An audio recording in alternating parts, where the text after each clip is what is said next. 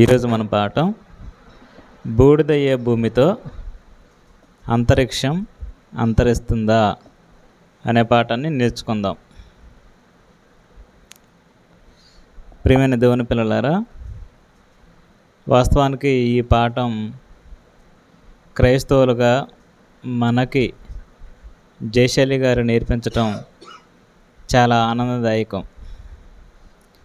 ఎందుకంటే ఈ పాఠంలో ఉన్నటువంటి అనేకమైన విషయాలు, మహాజ్ఞానపు సంగతులు శాస్త్రవేత్తలకు సైతం కూడా తెలియని విషయాలు ఇవి. వాటిని దేవుడు మన మహిమ నిమిత్తం దేవుడు బైబిల్లో రాయించాడు. మన మహిమ నిమిత్తం దేవుడు మనకి తెలియజేశాడు.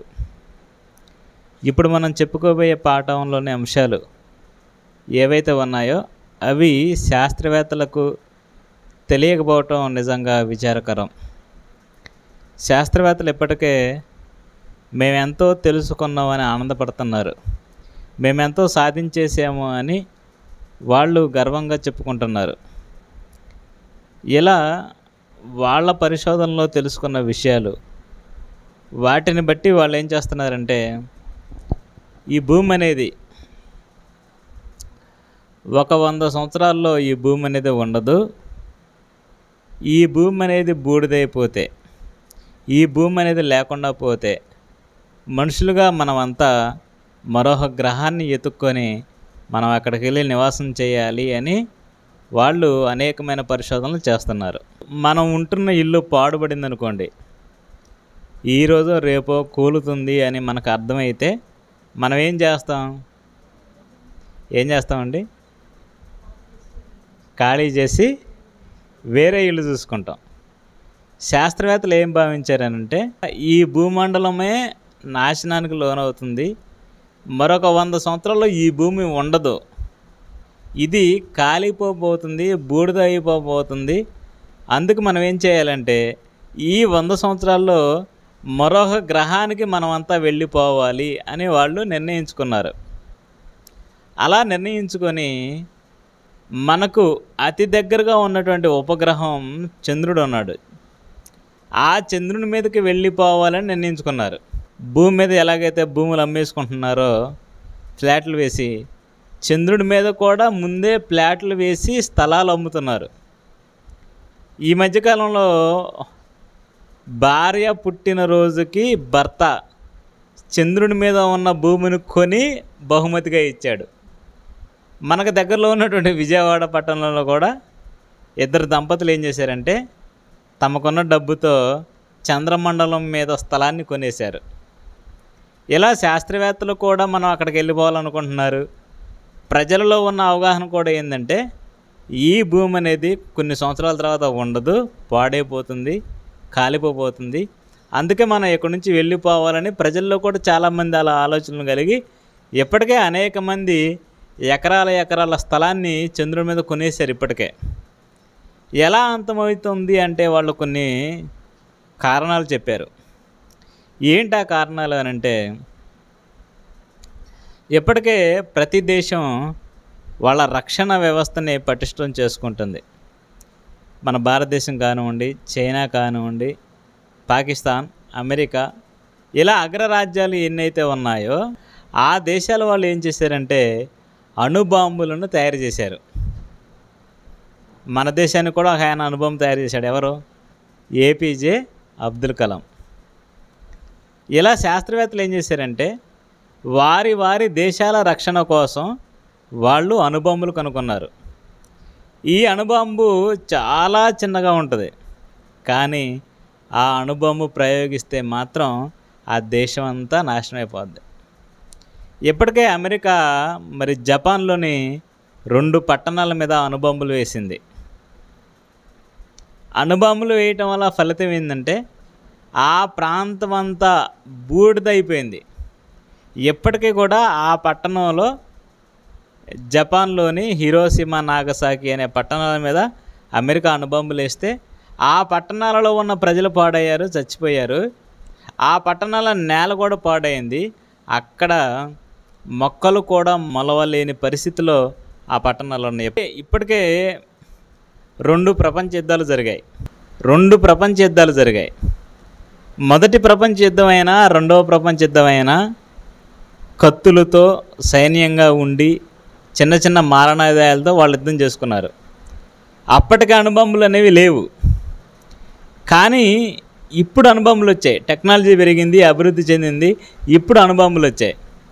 ఇప్పుడు ఈ అణుబాంబులు ఇప్పుడు కనుక ఒకవేళ ప్రపంచ యుద్ధం జరిగితే, 3వ ప్రపంచ యుద్ధం అనేది జరిగితే, ఈ దేశం ఆ దేశం మీదకి అణుబాంబులు వేస్తుంది, ఆ దేశం మన దేశం మీదకి అణుబాంబులు వేస్తుంది. కనుక అణుబాంబుల వలనే ఈ ప్రపంచం అంతా నాశనం అయిపోబోతుంది అని వాళ్ళు భావించారు.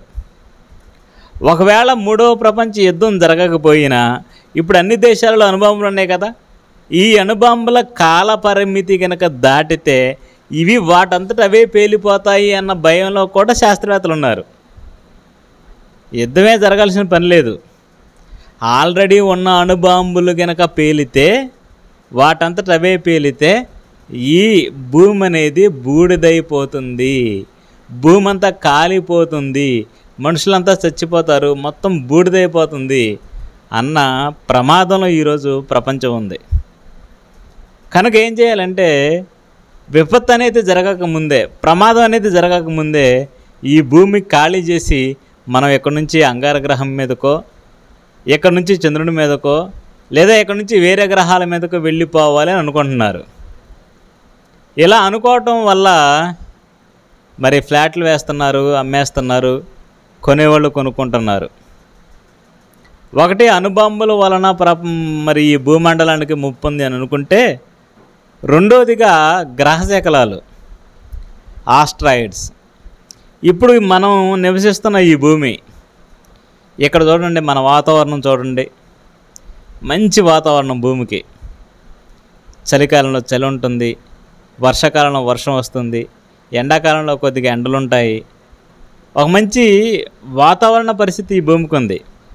ఈ భూమిని దాటి మనం పైకి వెళ్ళామనుకోండి, భూమిని దాటి పైకి వెళ్తే పైన వాతావరణ పరిస్థితి ఎలా ఉంది? నక్షత్రాల్లోకి వెళ్తే వాతావరణ పరిస్థితి ఎలా ఉంటుంది చెప్పండి. భూమి మీద ఉన్నప్పుడు మీరు హాయిగా ఉంటారా? సూర్యునికి దగ్గరగా 1 కిలోమీటర్ దూరం వెళ్తే హాయిగా ఉంటారా చెప్పండి? భూమి మీద ఉంటేనే మనకు హాయి. ఏమండి, ఎండాకాలంలో సూర్యుడు కొద్దిగా దగ్గరకు వస్తాడంతే, భూమికి కొద్దిగా దగ్గరకు వస్తున్నందుకే ఎండలు ఎట్టమండుతున్నాయండి మనకి. అలాంటిది భూమి మీద ఉన్న మనిషి సూర్యునికి దగ్గరగా వెళితే మనిషి బతకలేడు, విపరీతమైన వేడి ఉంటుంది. సూర్యుడు చిన్నది, నక్షత్రాలతో పోల్చుకుంటే సూర్యుడు చాలా చిన్నది. అలాంటి నక్షత్రాలలో ఎన్నున్నాయి నక్షత్రాలు అంటే, ఈ విశ్వానికి సూర్యుడు ఒకటే అయితే నక్షత్రాలు ఎన్ని ఉన్నాయి? కోటాను కోట్ల నక్షత్రాలు ఉన్నాయి. ఇప్పుడు మనం కానీ ఈ భూమిని విడిచి పైకి వెళ్ళామనుకోండి, నక్షత్రాల మధ్యకి వెళ్ళామనుకోండి, అక్కడ వాతావరణానికి మనం మాడి మసైపోతాం. అంత విపరీతమైన వేడి ఉంటుంది. ఒక నక్షత్రం వచ్చి భూమి మీద పడింది అనుకోండి, భూమి చాలా, నక్షత్రం ముందు చాలా చిన్నది భూమి. అలాంటి భూమి ఏమైపోవాలి చెప్పండి? అప్పుడు మాడి మసైపోయి బూడిదైపోయింది. అంత పెద్దవి నక్షత్రాలు, అంత చిన్నది భూమి. ఇప్పుడు శాస్త్రవేత్తలు ఏమంటున్నారంటే, మన భూమి ఎలాగైతే స్పీడ్గా తిరుగుతుందో, 1000 కిలోమీటర్ల వేగంతో భూమి ఎలాగైతే తిరుగుతుందో, పైన నక్షత్రాలు కూడా అదే వేగంతో తిరుగుతున్నాయి. ఇప్పుడు తిరుగుతున్న నక్షత్రాలలో ఒక శకలం ఇలా ఇసిరి కొట్టిందనుకో భూమి మీదకి విసిరి భూమిని ఢీకొంటే భూమి ఏమైపోవాలి? నాశనం అయిపోవాలి. రెండోదిగా గ్రహశకలాల నుంచి ప్రమాదం ఉంది కనుక భూమికి ప్రమాదం ఉంది అని వాళ్ళు భావించి ఎక్కడి నుంచి మనం ఖాళీ చేసి వెళ్ళిపోవాలి అనుకుంటున్నారు. ఇక మూడవ కారణం ఏంటంటే, మన ఈ భూమి మీద ఫ్యాక్టరీలు చాలా ఉన్నాయి. మంద కొండపల్లి, ఈ కొండపల్లిలోనే ఇండస్ట్రియల్ ఏరియా ఒకటి ఉంది, ఈ కొండపల్లిలోనే థర్మల్ పవర్ ప్లాంట్ ఒకటి ఉంది. మీరు ఎప్పుడైనా పవర్ ప్లాంట్కి వెళ్ళినప్పుడు మీరు చూడండి, పవర్ ప్లాంట్కి వెళ్ళినప్పుడు మీరు చూస్తే చిమ్మీలని 2 ఉంటాయి అక్కడ. ఆ చిమ్మీల పై భాగంలో మీరు చూడండి, దట్టమైన పొగ చూసారు ఎప్పుడైనా? పొగ పొగ ఉంటుంది. ఎంతకాలం ఉంటుందా పొగ? ఒకరోజా 2 రోజులా? అది ఎంతకాలం అయితే ఉంటుందో ఆ పవర్ ప్లాంట్ అంతకాలం ఆ పొగ వస్తూనే ఉంటుంది. ఇప్పుడు ఆ పొగ ఆ పవర్ ప్లాంట్ నుంచి రావటం వల్ల జరిగే పరిస్థితి ఏంటంటే, ఈ కొండపల్లి పరిసర ప్రాంతాల్లో ఉన్నటువంటి స్వచ్ఛమైన గాలి పొల్యూట్ అవుతుంది, పొల్యూషన్ ఏర్పడుతుంది. పొల్యూట్ అవటం వల్ల ఏం జరుగుతుందంటే వాతావరణ కాలుష్యం వస్తుంది. పొల్యూట్ అవటం వల్ల ఏం జరుగుతుందంటే వాతావరణ కాలుష్యం ఏర్పడుతుంది. ఎప్పుడైతే వాతావరణ కాలుష్యం ఏర్పడిందో అప్పుడు మనుషులకి మరి చిన్న చిన్న రోగాలు జబ్బులు చేయటం, మరి ఏదేమైనా సరే మంచి గాలికి పొల్యూషన్ ఉన్న గాలికి చాలా తేడా ఉంటుంది కదండి. ఇప్పుడు వాటర్ బాటిల్లో నీళ్ళు చూడండి, చక్కగా ఉన్నాయి వాటర్ బాటిల్లో నీళ్ళు. అవి తాగితే మనకి ఎటువంటి ప్రాబ్లం ఉండదు. అదే వాటర్ బాటిల్లో మురికి నీళ్ళు పెట్టామనుకోండి, మురికి నీళ్ళు పెట్టి తాగితే ఏదన్నా జరగచ్చు. అంటే పొల్యూషన్ అయితే ప్రమాదం ఉంది. ఇలా ఒక్క కొండపల్లిలోనే కాదు, ప్రపంచవ్యాప్తంగా పొగను బయటికి పంపించే ఫ్యాక్టరీలు కానీ, లేదు ఆ ఫ్యాక్టరీల నుంచి వచ్చే వ్యర్థాలతో నీటి కాలుష్యం కూడా జరుగుతుంది. ఇలా ఈ కాలుష్యం విపరీతం అవటం వలన మరి వాతావరణ ప్రతికూల పరిస్థితులు ఏర్పడి వాతావరణం దెబ్బతిని కాలుష్యం జరిగి ఆ పైనున్న ఓజోన్ పొర ఉంటుంది కదా, నిజంగా సూర్యుడి నుంచి ఏవైతే కిరణాలు ఉన్నాయో ఆ కిరణాలు భూమికి డైరెక్ట్గా చేరకూడదు. ఈ కిరణాలు మనకు డైరెక్ట్గా పడకూడదు. డైరెక్ట్గా పడితే చర్మ వ్యాధులు అనేవి మనకు వస్తాయి, ప్రమాదం. అందుకే దేవుడు ఏం చేశాడంటే సూర్యునికి భూమికి మధ్యలో రక్షణ వలయంగా ఓజోన్ పొరను పెట్టాడు. ఈ ఓజోన్ పొర ఉండటం వల్ల సూర్యుడి నుంచి వచ్చే కిరణాలు ఓజోన్ పొర మీద పడి ఓజోన్ పొర నుంచి మనిషికి వస్తాయి, అప్పుడు ఇబ్బంది ఉండదు. కానీ డైరెక్ట్గా పడితే ఇబ్బంది. ఇప్పుడు ఏం జరుగుతుందంటే ఈ ఫ్యాక్టరీల నుంచి వచ్చే పొగ ఏదైతే ఉందో ఈ పొగ వలన కాలుష్యం వలన ఆ పైనున్న ఓజోన్ పొర, రక్షణ వలయంగా ఉన్న ఓజోన్ పొర చిరిగిపోతుంది. ఇప్పుడు ఓజోన్ పొర చిరిగితే జరిగేది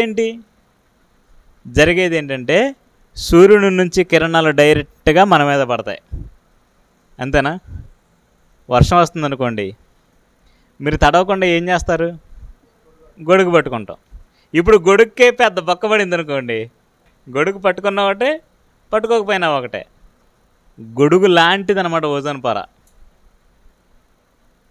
ఇప్పుడు ఆ ఓజోన్ పొరకే చిల్లు పడితే, ఓజోన్ పొరకే రంధ్రాలు పడితే సూర్యుని నుంచి వచ్చే కిరణాలు డైరెక్ట్గా మన మీద పడి మన ఆరోగ్యం దెబ్బతింటుంది. ఇలా ఫ్యాక్టరీల వల్ల కూడా ప్రమాదం ఉందని ఈ భూమిని ఖాళీ చేసి మనం వెళ్ళిపోవాలి అనుకుంటున్నారు వాళ్ళు. ఇప్పుడు ఇంకోటి చెబుతాను. మనకు దగ్గరలోనే హిమాలయ పర్వతాలు ఉన్నాయి. హిమాలయ పర్వతాలు అంటే ఎలా ఉంటాయి? అవి మన కొండపల్లిలో ఉన్న కొండలాగా ఉంటాయా? కొండపల్లిలో ఉన్న కొండలకి హిమాలయ పర్వతాలకి చాలా తేడా ఉంది. కొండపల్లిలో ఉన్న కొండ కరగదు అసలు, అదొక రాయి, చెట్లు ఇవన్నీ ఉంటాయి. కానీ హిమాలయ పర్వతాలు అంతా మంచుతో ఉండటం వల్ల అది కరుగుతుంది. ఇప్పుడు ఓజోన్ పొర దెబ్బతింటం వల్ల ఏం జరుగుతుందంటే సూర్యుని నుంచి వచ్చే కిరణాలు హిమాలయ పర్వతాల మీద పడి హిమాలయ పర్వతాలలో ఉన్న మంచు కరిగి నీరులాగా మారి ఆ నీరు సముద్రాల్లో కలిసి సముద్ర మట్టం పెరుగుతుంది. అంతే కదండి. సముద్రంలో నీళ్ళు వెళ్ళాయనుకోండి, సముద్ర మట్టం పెరిగి సముద్రం ఏం జరుగుతుందంటే మన మీదగా వస్తుంది. సముద్రంలో నీళ్లు పెరిగితే ఖచ్చితంగా మన మీదగా వస్తాయి. ఎలా అయినా సరే భూమి అంతా మునిగిపోతుంది అని శాస్త్రవేత్తలు ఆలోచించి ఈ రాబోయే 100 సంవత్సరాలలో ఈ భూమికి ఈ 4 రకాల కారణాలతో ప్రమాదం పొంచి ఉంది. కనుక మనం ఇక్కడి నుంచి చంద్రుని మీదకి వెళ్ళి హ్యాపీగా బ్రతకగలం, అంగారగ్రహం మీదకి వెళ్ళి హ్యాపీగా బ్రతకగలమని ఎప్పటి నుంచే ప్లాన్లు వేస్తున్నారు.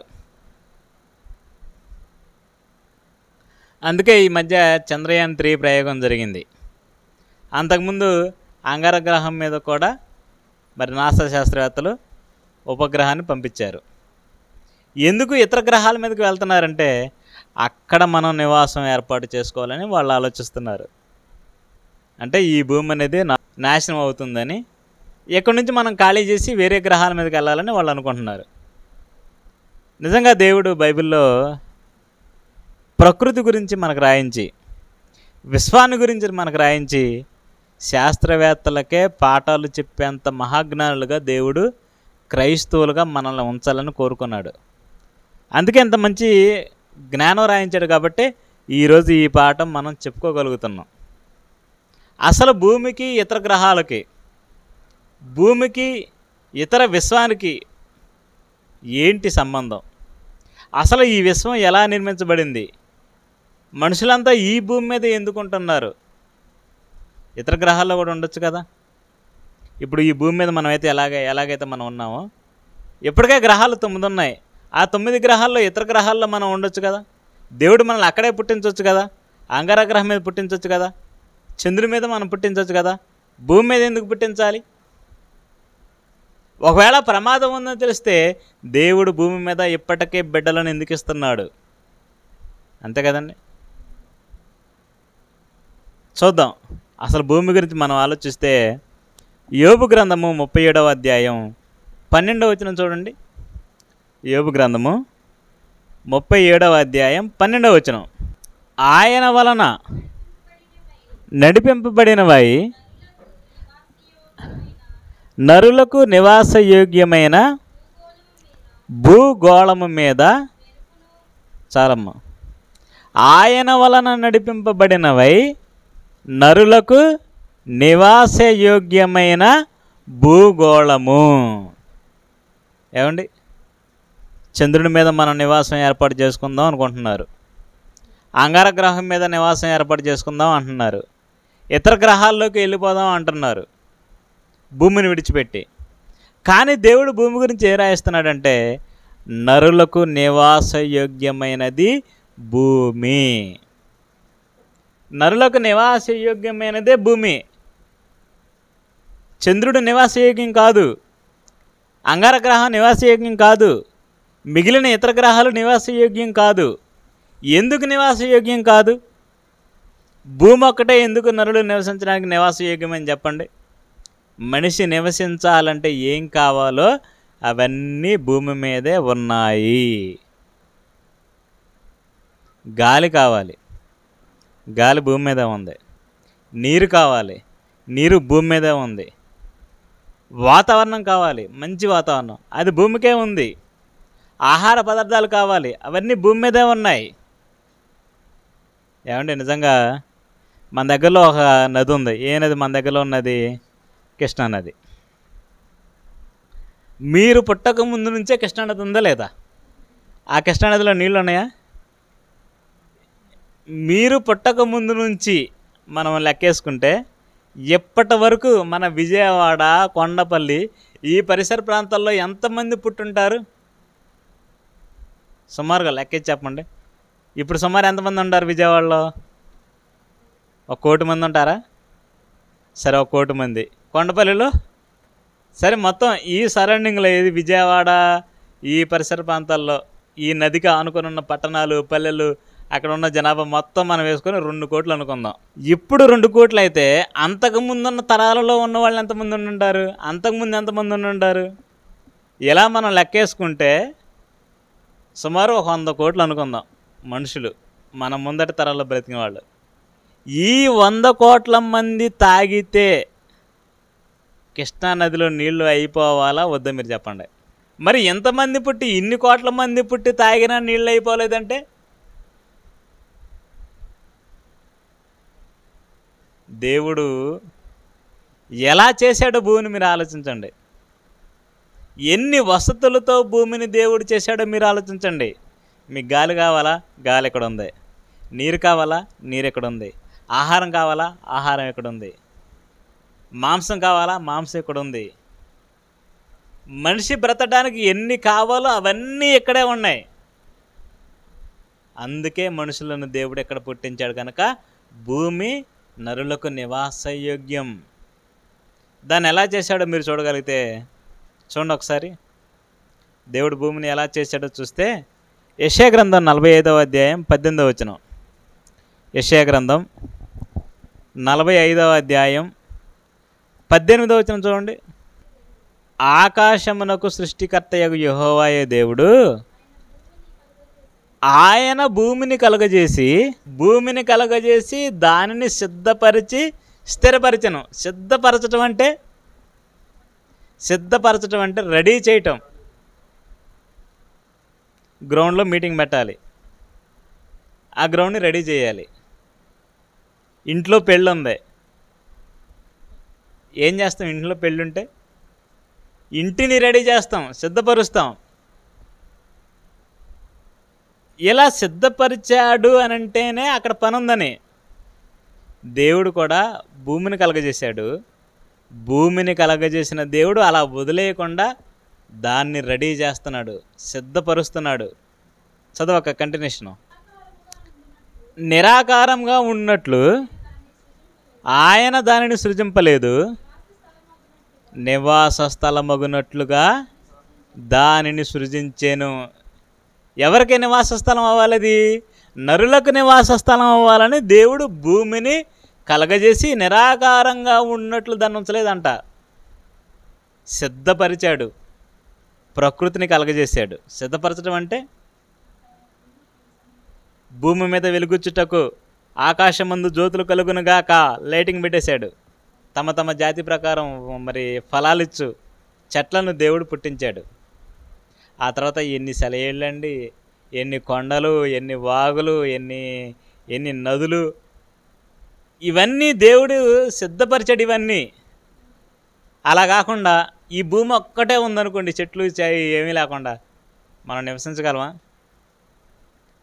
ఎడారి ప్రాంతాన్ని మీరు ఊహించుకోండి, మొత్తం ఎటు చూసినా ఇసుక ఉంటుంది, ఇసుక. అక్కడికి వెళ్ళి మనం నివాసం చేయగలమా? చేయలేం. అందుకే దేవుడు ఏం చేశాడంటే భూమిని కలగజేశాడు. నిరాకారంగా దాన్ని ఉంచితే మనం ఉండలేమని చెప్పి దేవుడు దానిని సిద్ధపరిచాడు. నివాస స్థలాలుగా దేవుడు దాన్ని సిద్ధపరిచి నరులకు ఇచ్చాడు. ఇప్పుడు సిద్ధపరిచిన భూమి ఒక పక్క మీరు ఊహించుకోండి, పచ్చదనంతో, ప్రకృతితో, ప్రకృతి అందాలతో, సెలయేళ్లతో, మనిషికి కావలసిన అన్ని వనరులతో దేవుడు భూమిని సిద్ధపరిచి, ఇంకా ఈ భూమి లోపల ఎన్ని పెట్టాడో తెలుసా? మీకు బంగారం ఉందా? ఆ బంగారం ఎక్కడి నుంచి వచ్చిందనుకున్నారు? రోడ్డు మీద పోతుంటే దొరికిందా? కాదుగా, భూమి లోపల నుంచే బంగారం, వెండి, వజ్రాలు, ఇవన్నీ భూమి లోపల ఖనిజాలండి. మీరు ఎప్పుడైనా మరి థర్మల్ పవర్ ప్లాంట్ చూసినప్పుడు ఆ థర్మల్ పవర్ ప్లాంట్లకు బొగ్గు వెళ్తూ ఉంటుంది చూసారు, ట్రైన్లు. సుమారు ఎన్ని ట్రైన్ల బొగ్గు వస్తాయి రోజుకి? 5 ట్రైన్ల బొగ్గు. ఆ బొగ్గు అంతా ఎక్కడి నుంచి వస్తుంది అనుకున్నారు? దేవుడు భూమిలో దాన్ని పెట్టాడు, సిద్ధపరిచాడు. అన్ని రకాలుగా దేవుని పిల్లలుగా మనకి ఇబ్బంది కలగకూడదని, మన నివాసానికి ఆటంకం కలగకూడదని దేవుడు భూమిని సిద్ధపరిచాడు. నివాస స్థలాలుగా చేసి భూమిని మనకిచ్చాడు. ఆ మాట చూడండి, 115వ కీర్తన 16వ వచనం. కీర్తనల గ్రంథం 115వ అధ్యాయం 16వ వచనం. ఆకాశములు యెహోవా వశము, భూమిని ఆయన నరులకు ఇచ్చియున్నాడు. దేన్నిచ్చాడంటే మనకి నివాస స్థలంగా మీరుండండి, నివాస స్థలంగా మీరు ఎక్కడే ఉండాలని దేవుడు మనకు భూమినిచ్చి భూమికి పొలిమేరలు కూడా ఏర్పాటు చేశాడండి. కానీ మనుషులు ఏం చేస్తున్నారు? దేవుడు దేనినైతే సిద్ధపరిచి మనకిచ్చాడో ఉండమని దీన్ని పక్కన పెట్టి అస్సలు సిద్ధపాటే లేని గ్రహాల మీదకి పోదాం అనుకుంటున్నారు. దేవుడు అంగార గ్రహాన్ని సిద్ధపరచలేదు, అక్కడికి వెళ్తే నీటి చుక్క కూడా మనకు దొరకదు. దేవుడు చంద్రుడిని సిద్ధపరచలేదు.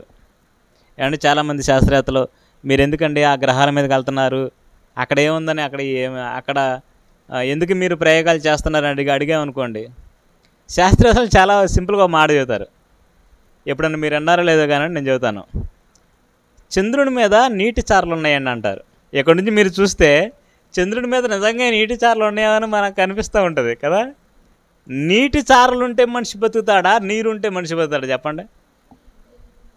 ఇప్పుడు రాయపని అన్నయ్య ఒక బాటిల్ నీళ్ళు ఇవ్వండి నేను అనుకోండి, అన్నయ్య బాటిల్ నిండా నీళ్ళు తేవాలి. అలా కాకుండా కింద నీటి చారలు చూపించి ఇక్కడ మీరు ఇలా ఇవే తాగేసండి అన్నాడు అనుకోండి, మనం తాగలమా? నీటి చారలు ఉంటే సరిపోదు, మనకు నీరు ఉండాలి. ఈ ప్రకృతినంతా దేవుడు తీసింది నీటిలో నుండే కాబట్టి నీటి చారలు ఉంటాయి. మీరు ఆదికాండం మొదటి అధ్యాయం మొత్తం చదివారు కదా. చీకటి అగాధ జలములపైన ఆత్మ అల్లాడుచుండేనే ఉన్నది కదా. జలాలు ఉన్నాయి అవన్నీ. ఈ విశ్వాన్నే దేవుడు జలాల నుంచి తీయబట్టి విశ్వంలో ఎక్కడ చూసినా సరే నీటి చారలు ఉంటాయి, కానీ నీరు ఉండదు. మనం నివసించాలంటే నీరు కావాలి. ఆ నీరు కూడా ఎంత ఉండాలో తెలుసా? నదుల్లో నీరు ఎంతైతే ఉంటుందో అంత నీరు ఉండాలి. అలానే ప్రపంచం అంతా ఒక్కనదే ఉందనుకోండి, బ్రతకగలరా? ఎన్ని నదులండి, ప్రపంచవ్యాప్తం చూసుకుంటే ఎన్ని నదులు ఉన్నాయి.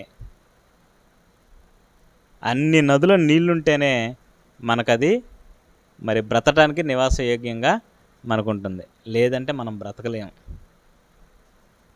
అలా దేవుడు భూమిని సిద్ధపరిచి మనుషులకు ఇచ్చాడు. ఇదే మనకి నివాసయోగ్యమైన స్థలం. ఇక ప్రకృతిని దేవుడు ఎలా నిర్మించాడో మనం చూస్తే, ప్రకృతి యొక్క కన్స్ట్రక్షన్, ప్రకృతిని దేవుడు ఎలా కలగజేశాడో మనం చూడాలి. ఇప్పుడు ఈ ఇంటికి ఆధారంగా ఏమున్నాయి చెప్పండి? ఇంటికి ఆధారం, మీరు ఏ ఇల్లు అయినా చూస్తే ఆ ఇంటికి ఆధారం పునాదులే. ఒకవేళ పునాదులు కదిలించామనుకోండి, పునాదులు కదిలాయనుకోండి, ఆ ఇంటి నిర్మాణం ఆగుతుందా? ఆగదు. పునాది అనేది మెయిన్ ఇంపార్టెంట్. అలాగే ఈ విశ్వానికి పునాది కూడా ఒకటి ఉంది. ఆ పునాది అంటే మీరు చూడండి, ఆమోసు గ్రంథం 9వ అధ్యాయం 6వ వచనం. ఆమోసు గ్రంథం 9వ అధ్యాయం 6వ వచనం. ఆకాశమందు తన కొరకై మేడగదులు కట్టుకొనివాడును, ఆకాశ మండలమునకు భూమి యందు పునాదులు వేసినవాడు ఆయనే. అంటే దేవుడు విశ్వాన్ని కలగజేసి విశ్వానికి పునాదిగా దేన్ని ఉంచాడు? భూమిని ఉంచాడు. విశ్వానికి పునాది భూమి. పైనున్న చంద్రుడు కానీ, పైనున్న నక్షత్రాలు కానీ, పైనున్న సూర్యుడు కానీ, వీటన్నిటికీ పునాది భూమేనంట. ఇప్పుడు ఒకవేళ భూమి అనేది కదిలిందనుకోండి, పునాది కదిలితే ఏం జరిగిద్దండి? పునాది కదిలితే ఏం జరుగుతుంది? పునాది కదిలితే సూర్యుడు పడిపోతాడు, చంద్రుడు పడిపోతాడు, నక్షత్రాలు పడిపోతాయి, ఇతర గ్రహాలన్నీ పడిపోతాయి, అన్నీ నాశనం అయిపోతాయి. అంటే విశ్వానికి కేంద్రంగా, విశ్వానికి పునాదిగా భూమి ఉంటే, ఈ భూమి మీద నుంచి ఒకవేళ భూమి అనేదే శాస్త్రవేత్తలు చెప్పిన వివిధ కారణాలతో నాశనం అయితే ఇతర గ్రహాల్లో ఉండడానికి మనం వెళ్దామని చూస్తే అక్కడ అసలు ఇతర గ్రహాలు కూడా ఉండవు. అర్థమైందా? ఎందుకు ఇతర గ్రహాలు కూడా ఉండవు భూమి నాశనం అయితే? ఒకవేళ భూమి నిజంగా అణుబాంబులు పేలి బూడిదైందనుకోండి, భూమే బూడిదైతే అంగారగ్రహం కూడా బూడిదవుతుంది. భూమే బూడిదవుతే చంద్రుడు కూడా బూడిదవుతాడు. భూమే బూడిదైతే, భూమి ఆధారం కదా, ఇదే బూడిదైపోతే నక్షత్రాలు కూడా బూడిదైపోతాయి. ఎందుకంటే దేవుడు విశ్వాన్నంతటికి పునాది కనెక్షన్ ఎక్కడ కలిపాడంటే భూమికే కలిపాడు. సెంటర్, ఆధారం భూమి. ఉదాహరణకు ఒకటి చూపిస్తాం మీకు. ఇప్పుడు ఈ బాటిల్ మనం భూమి అనుకుందాం, ఈ బాటిల్ పైన ఉన్నది అంగారగ్రహం అనుకుందాం. ఇవి నక్షత్రాలు అనుకుందాం. నక్షత్రాలు, భూమి, గ్రహాలు, నక్షత్రాలు. ఇప్పుడు ఈ భూమి పునాది. ఇప్పుడు ఈ భూమిని కదిలించాను అనుకోండి, ఈ రెండు అలాగే ఉంటాయా? ఉంటాయా చెప్పండి? ఉండవండి. ఇది భూమి. ఈ భూమి అనేది కదిలితే దీనికే కనెక్షన్తో ఉన్న ఇది కదులుతుంది, గ్రహాలు కదులుతాయి. దీనికి కనెక్షన్తో ఉన్న నక్షత్రాలు కూడా కదులుతాయి. అలా దేవుడు ఈ ప్రకృతి నిర్మాణం చేశాడు. అసలు ఈ విశ్వం అంతటికి ప్రభుత్వమే భూమి మీద ఉంది. చూడండి అన్నమాట. యోబు గ్రంథం ముగించుకుందాం. యోబు గ్రంథం 38వ అధ్యాయం 33వ వచనం చూడండి. యోబు గ్రంథం 38వ అధ్యాయం 33వ వచనం.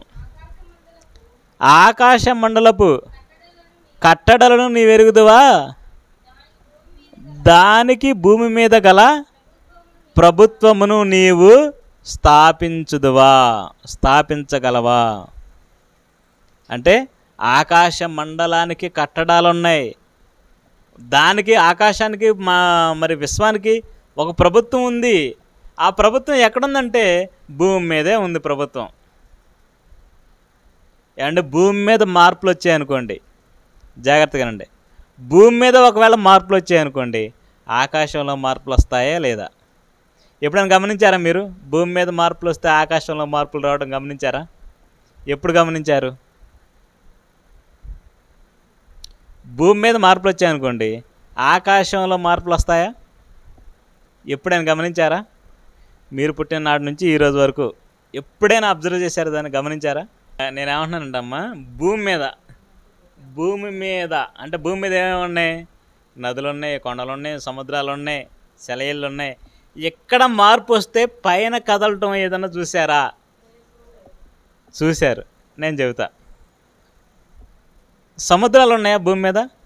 సముద్రాలు ఎంత శాతం ఉన్నాయి? సముద్రాలు అంటే భూమి అంతటిని 4 భాగాలుగా విభజిస్తే 3 భాగాలు సముద్రం, 1 భాగం నేల. 3 భాగాలు సముద్రాలే ఉన్నాయి. ఇప్పుడు సముద్రంలో ఎక్కడైనా తుఫాను కేంద్రీకృతం అయితే, సముద్రం ఉన్నది ఎక్కడ? భూమి మీద. పైనున్న మేఘాలు కదులుతాయి, వర్షం వస్తుంది. ఎక్కడ తిరిగితే అక్కడ వర్షం రావటం ఏంటి? ఎప్పుడైనా ఆలోచించారా? ఎక్కడ తిరుగుతుంటే అక్కడ వర్షం రావటం ఏంటి? ఎందుకు వస్తున్నాయంటే, ఎక్కడ తిరుగుతుందంటే అక్కడ వస్తుందంటే దీనికి దానికి మధ్యలో ఏముంది? కనెక్షన్ ఉంది. కనెక్షన్ ఉండబట్టే తుఫాన్ వస్తుంది. అప్పుడప్పుడు మీరు వినే ఉంటారు కదా, తుఫాన్ 4 రోజులు తుఫాన్ కురిసింది అనుకోండి, ప్రభుత్వం వాళ్ళు ఏమంటారు? తుఫాన్ తీరం దాడుతుంది. అదేంటి పైనుంచి వర్షం పడుతుంది, ఇది తీరం దాటం ఏంటి? పైనుండి వర్షం పడుతుంటే పైనుండి వర్షం ఆగాలి, కానీ ఇది తీరం దాడుతుంది అంటాడేంటి? ఎందుకు అంటున్నాడంటే దీనికి దానికి ఉన్న కనెక్షన్ అది.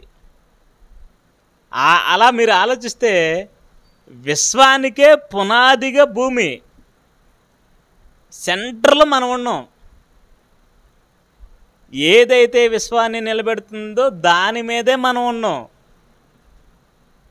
ఇప్పుడు అలాంటి భూమి ఒకవేళ కదిలిందనుకోండి, అలాంటి భూమి ఒకవేళ బూడిదైపోయింది అనుకోండి, గ్రహాలు నిలవవు, నక్షత్రాలు నిలవవు, అసలు విశ్వమే నిలవదు. ఎందుకంటే భూమే ఆధారం. అలా దేవుడు మనకి అన్ని రకాల వసతులతో నివాసయోగ్యంగా దేవుడు భూమిని సిద్ధపరిచి మనుషులుగా మనం జీవించాలని దేవుడు మనకి ఇక్కడ నివాసయోగ్యంగా భూమినిచ్చాడు. ఇప్పుడు ఈ భూమిని దాటి ఒకవేళ నువ్వు వెళ్ళిపోయావు అనుకో, నీ పరిస్థితి ఏమవుతుందో తెలుసా? ఒకవేళ ఇక్కడ ఈ భూమిని దాటి నువ్వు వెళ్ళిపోతే నీకు గాలి ఉండదు, నీరు ఉండదు, వాతావరణం ఉండదు, నువ్వు ఒక్క సెకండ్ కూడా బతకలేవు. మీరు ఎప్పుడైనా అంతరిక్షంలోకి వెళ్ళిన వాళ్ళు మీరు చూసారు ఎప్పుడైనా? మనం ఇప్పుడు ఇలా ఉన్నట్టు అంతరిక్షంలోకి వెళ్ళే వాళ్ళు ఉంటారండి. వాళ్ళు సూట్లు వేసుకుంటారు, స్పేస్ సూట్ అంటారు దాన్ని. ఎందుకు వేసుకోవాలి ఆ షూటు? చెప్పండి, ఎందుకు వేసుకోవాలి? ఎక్కడ వాతావరణం అక్కడ వాతావరణం వేరు కాబట్టి. ఇప్పుడు అలాంటిది అదే సూట్స్ వేసుకొని కొన్ని వందల సంవత్సరాలు అక్కడ మనుషులు ఉండాలంటే ఎంత కష్టం చెప్పండి, ఎంత కష్టం? అలాంటి కష్టం లేకుండా దేవుడు ఏం చేశాడంటే ఈ భూమిని సిద్ధపరిచి, నిరాకారంగా ఉండునట్లు దాన్ని చేయలేదంట, దాన్ని సిద్ధపరిచి స్థిరపరిచి నివాస స్థలంగా దేవుడు మనకిస్తే, ఇప్పుడు ఈ భూమికి ఏదో ప్రమాదం పొంచి ఉందని చెప్పేసి శాస్త్రవేత్తలు వేరే గ్రహాల మీదకి వెళ్దాం అనుకుంటున్నారు. తప్పు. ఒకవేళ అలా వెళ్ళినా దేవుడు ఏం చేస్తానన్నాడు మీరు చూస్తే బైబిల్లో, ఓబద్య గ్రంథం 1వ అధ్యాయం 4వ వచనం. ఓబద్య గ్రంథం 1వ అధ్యాయం 4వ వచనం చూడండి. పక్షిరాజు గూడంత ఎత్తున నివాసము చేసుకొని నక్షత్రములలో నీవు దానిని కట్టినను అచ్చట నుండి నేను నిన్ను క్రిందికి పడవేస్తాను. దేవుడు అలా పడవేయబట్టే అక్కడికి వెళ్ళిన మళ్ళీ వచ్చేస్తున్నారు ఇంటికి. తెలుసా? మీ అందరికీ కల్పన చావ్లా గుర్తుంది కదా, ఆవిడ ఎక్కడికో ఉందామని వెళ్ళింది, అక్కడ ఎందుకు ఉండలేకపోయింది? మరి వెళ్ళారు కదా, వెళ్ళడానికి 4-5 వెళ్ళారు, అక్కడ బాగుంటే అక్కడే ఉండొచ్చు కదా 4, మళ్ళీ భూమి మీదకి ఎందుకు రావాలండి? ఏముందని వచ్చారు మరి, అక్కడే ఉండొచ్చు కదా ఎల్లుళ్ళు ఎలాగో. ఏమండి, శాస్త్రవేత్తలే తిరిగి వస్తున్నారంటే సాధారణమైన వాళ్ళు మనం ఉండగలమా చెప్పండి? అక్కడ ఉండలేమండి. మనం భూమి మీద తప్ప ఏ గ్రహంలో మనం ఉండలేము. అలా ఒక మంచి గ్రహంగా దేవుడు భూమిని సిద్ధపరిచాడు. ఒకవేళ భూమికి ఏదైనా ప్రమాదం పొంచిందా, విశ్వానికే ప్రమాదం పొంచినట్టు. భూమికి ఏదైనా ఆపద వచ్చిందా, విశ్వానికే ఆపద వచ్చినట్టు తప్ప భూమి నాశనం అయితే మిగతా గ్రహాలు ఉంటాయి అనుకోవటం ఈ శాస్త్రవేత్తల భ్రమ. సైంటిస్టులు వాళ్ళకి శాస్త్రం తెలియదు. మరలా దేవుడు ఈ భూమిని ఎలా సృష్టించాడో, ఈ విశ్వాన్ని ఎలా సృష్టించాడో అన్న విషయం శాస్త్రవేత్తలకు చాలా విషయాలు తెలియదండి. కనుక వారి ప్రయోగాలు అందుకే చాలా వరకు ఫెయిల్ అయిపోతూ ఉంటాయి. కోట్ల రూపాయల ప్రజాధనాన్ని వెచ్చించి కోట్ల రూపాయల ప్రజాధనాన్ని బూడిద పాలు చేస్తున్నారు అనేకమైన ప్రయోగాలతో. కానీ దేవుడు మనకే చక్కగా ఈ గదిలో కూర్చోబెట్టి ఎన్ని విషయాలు చెప్పాడండి ఈరోజు మనకి. సైన్స్ అండి ఇది, శాస్త్రానికి సంబంధించిన విషయాలు ఇవన్నీ. భూమికి సంబంధించిన విషయాలు, నక్షత్రాలకు సంబంధించిన విషయాలు, విశ్వానికి సంబంధించిన విషయాలు ఇన్ని మనం తెలుసుకున్నామంటే దేవుడు మనల్ని కూర్చోబెట్టి నేర్చుకోండి అని చెప్పి ఇచ్చిన గ్రంథమే బైబిల్. అది ఉండంగా మనం భయపడాల్సిన పనే లేదు. ఇంకో విషయం చెప్పమంటారా? అసలు ఈ భూమి వీళ్ళు చెప్పిన కారణాలతో నాశనం అవ్వదు. అణుబాంబులు పేలేదో భూమి నాశనం అవుతుంది అనుకుంటున్నారా? అది జరగదు. గ్రహ శకలాలు వచ్చి ఢీకొని భూమి నాశనం అయిద్దని చెబుతున్నారా? అది జరగదు. ఓజోన్ పొర చినిగి భూమి నాశనం అయిద్దని చెబుతున్నారా? అది జరగదు. ఎందుకు జరగదంటే వాక్యము వలన భూమి భద్రం చేయబడుతుంది. చూశారుగా మాట? చూస్తారా? చూడండి, పేతురు గారు రాసిన 2వ పత్రిక, పేతురు గారు రాసిన 2వ పత్రిక 3వ అధ్యాయం 5, 6, 7 వచనాలు చూడండి. ఏలయనగా పూర్వము నుండి ఆకాశము ఉండిననియు నీళ్లలో నుండి నీళ్ల వలన సమకూర్చబడిన భూమియు దేవుని వాక్యము వలన కలిగినని వారు బుద్ధిపూర్వకంగా మరుచుదురు. ఆ నీళ్ల వలన అప్పుడున్న లోకము నీటి వరదలో మునిగి నశించెను. అయితే ఇప్పుడున్న ఆకాశము భూమియు భక్తిహీనుల తీర్పును నాశనము జరుగు దినము వరకు అగ్ని కొరకు నిల్వ చేయబడినదై అదే వాక్యము వలన భద్రము చేయబడి ఉన్నవి. దేని వలన దేవుడు భూమిని భద్రం చేస్తున్నాడు? దేని వలన విశ్వాన్ని భద్రం చేస్తున్నాడంటే వాక్యము వలన భద్రం చేస్తున్నాడు.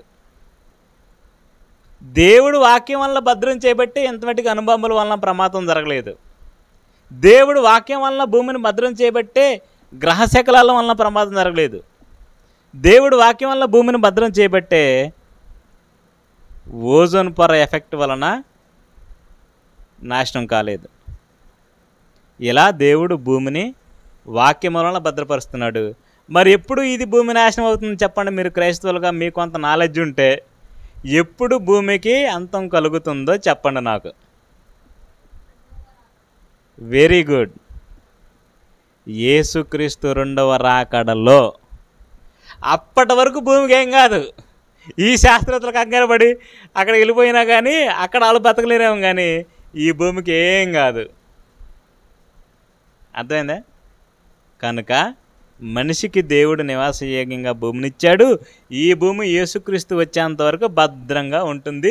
దీనికి ఎటువంటి ప్రమాదము లేదు. చివరికి ఒక మాట చూసుకొని ముగించుకుందాం. కీర్తనల గ్రంథం 68వ అధ్యాయం 8వ వచనం. కీర్తనల గ్రంథం 68వ అధ్యాయం 8వ వచనం చూడండి. భూమి వణికెను, దేవుని సన్నిధిని అంతరిక్షములు దిగజారాను. భూమి వణికెను, అంతరిక్షాలు ఏమైపోయాయి? అంతరిక్షం ఏమైపోయింది? దిగజారిపోయింది. అంటే భూమికి అంతరిక్షానికి కనెక్షన్ మీకు అర్థమైంది కదా? అంటే ప్రియమైన దేవుని పిల్లలారా, మనుషులుగా మనం నివసించాలంటే మనకు నివాస యోగ్యం భూమి తప్ప మరొక గ్రహం లేదు. ఎందుకు భూమి ఉందంటే దేవుడు దీనిని అన్ని రకాలుగా మనిషి నివసించడానికి అనుకూలంగా ఉండేలా దేవుడు భూమిని సిద్ధపరిచి నరులకిచ్చాడు. ఇప్పుడు మీరు ఈ భూమి మీద ఉండే దేవుణ్ణి వెతకాలి, ఈ భూమి మీద ఉండే దేవుణ్ణి తెలుసుకోవాలి. ఈ భూమిని దాటి మీరు పోవద్దని దేవుడు బైబిల్లో అనేక సందర్భాల్లో చెప్పాడు. అలా వెళ్ళిన వాళ్ళ పరిస్థితి ఏమైందంటే కొద్ది రోజులు అంతరిక్షంలో ఉండి మళ్ళా వాళ్ళు ఖచ్చితంగా భూమి మీద రావాల్సిందే. ఇలా ఈ భూమి మీద ఉండి మీరు దేవుని తెలుసుకోవాలి, భూమి మీద ఉండి దేవుని కార్యాలు తెలుసుకోవాలి, భూమి మీద ఉండి విశ్వం గురించి తెలుసుకోవాలి. ఈ భూమి మీద ఉండే మీరు దేవుని క్రియలు చెయ్యాలి. అందుకే దేవుడు మిమ్మల్ని భూమి మీద ఉంచుతున్నాడు.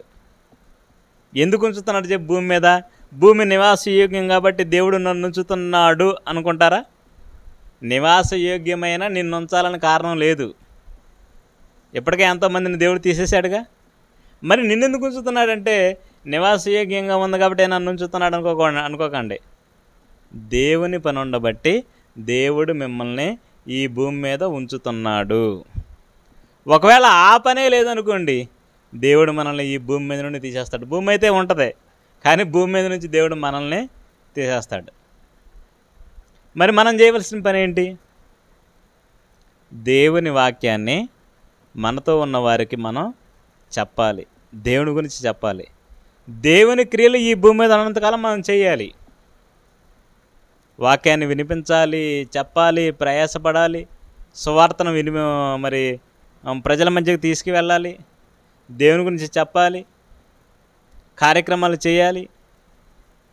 ఏమండి? ఇవన్నీ మన బాధ్యతలు. చూసారా, శాస్త్రవేత్తలకు సైతం తెలియని జ్ఞానాన్ని దేవుడు మన మహిమ నిమిత్తమే దేవుడు దీనిని భద్రం చేసి రాయించి ఇచ్చాడు. ఎంత అదృష్టం అండి మనకి. శాస్త్రవేత్తల విశ్వం గురించి తెలుసుకోవాలంటే కొన్ని వందల సంవత్సరాలుగా పరిశోధనలు చేయాలి. వాళ్ళ జీవితం మొత్తం దానికే ఖర్చు అయిపోద్ది. కానీ మనకే అన్ని వందల సంవత్సరాల పరిశోధన చేయవలసిన పని లేదు. బైబిల్ పరిశీలన చేస్తే చాలు. మనం చేయవలసింది బైబిల్ పరిశీలన, శాస్త్రవేత్తలు చేయవలసింది అంతరిక్ష పరిశీలన, మనం చేయవలసింది బైబిల్ పరిశీలన. అంతరిక్ష పరిశీలన వల్ల వాళ్ళకి ఏ ఉపయోగం లేదు. బైబిల్ పరిశోధన వలన దేవుని జ్ఞానాన్ని నేర్చుకొని మన ఆత్మలను మనం పరలోకానికి పంపుకోవాలి. ఆ బాధ్యత మందే. కనుక ప్రియమైన దేవుని పిల్లలు ఆలోచించండి. మీ మీద పెట్టిన దేవుని పనిని మీరు జ్ఞాపకం చేసుకోండి. ఈరోజు నేను ఏం పని చేశాను దేవుని కోసం, ఏ ఏ క్రియలు నేను చేయాలి సంఘంతో కలిసి అనే విషయాలు మీరు ఆలోచించుకొని స్వార్థ కార్యక్రమాలు చేయవలసిందిగా కోరుకుంటూ నా మాటలు ముగిస్తున్నాను.